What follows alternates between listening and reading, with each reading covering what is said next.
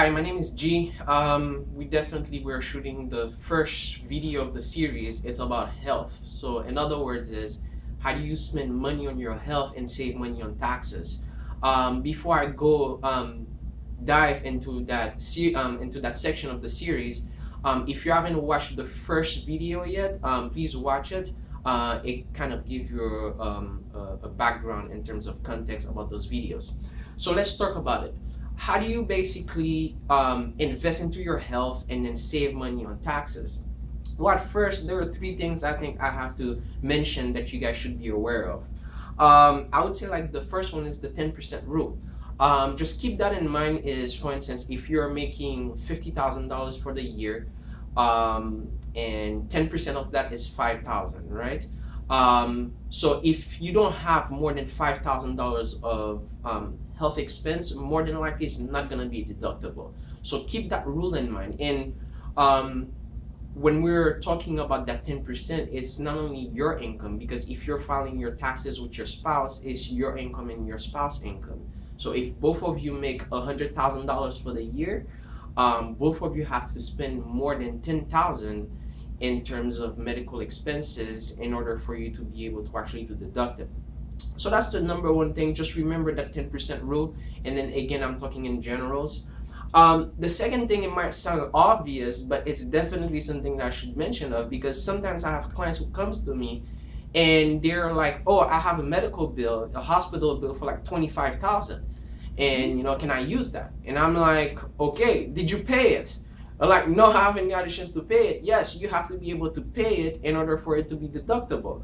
So a lot of people, they will get a bill from the hospital or something like that, or from a clinic or X-ray or lab or something, and they haven't paid it. And if you haven't paid it, it's not deductible. As obvious that it may sound, but I do get a lot of people, they get those bills and they ask, "Okay, is it deductible?" And the reality, it's not. If you haven't paid, it's not deductible. Third of all, let's look in terms of definition. So what does the IRS code says about medical expenses? So here it goes. Medical expenses are the cost of diagnostic, cure, mitigation, prevention of disease, and the cost for treatment affecting any part of your body. Medical expenses must be primarily to alleviate or prevent physical or mental illness. So now, one of the things that might surprise you in that sentence is there's prevention.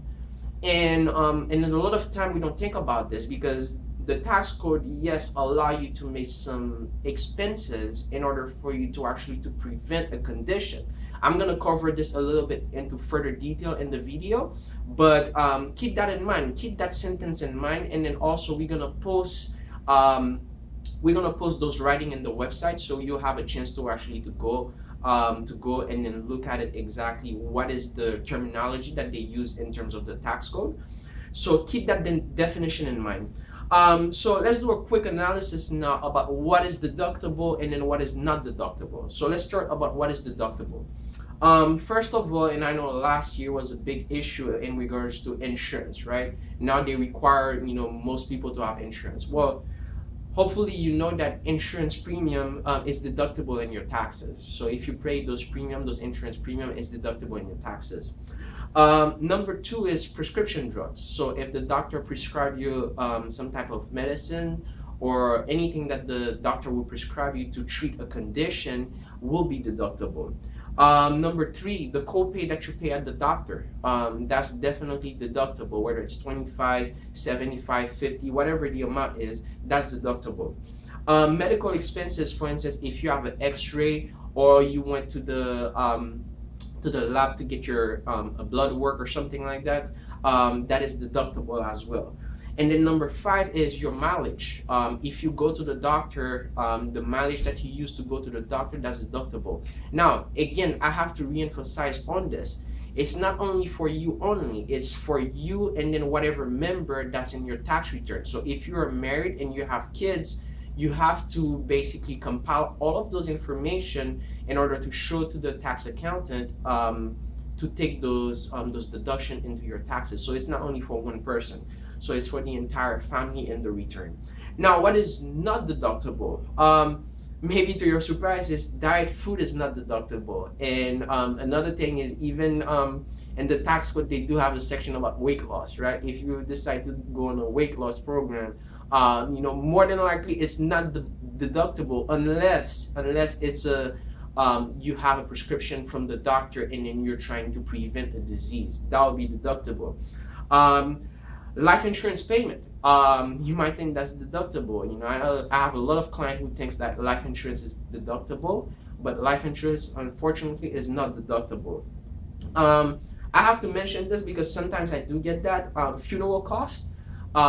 If you have a close member that passed away, the funeral cost is actually not deductible, so you can't deduct that.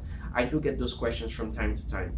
A gym membership, um, unfortunately, it's not deductible, and we would think, hey, I'm trying to improve my health, and unless it's specifically for a condition you're trying to prevent, and then you have a prescription for a doctor, um, otherwise it's not deductible. So keep that in mind.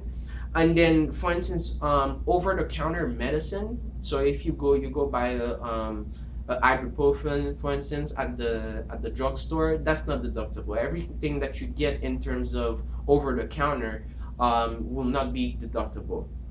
Now, so how do we more or less we play this out? How we more or less we have an idea about what is deductible, what is not deductible, and how can I move forward in knowing what to do? Well, let's use this example, for instance. Let's say Joe the baker, right?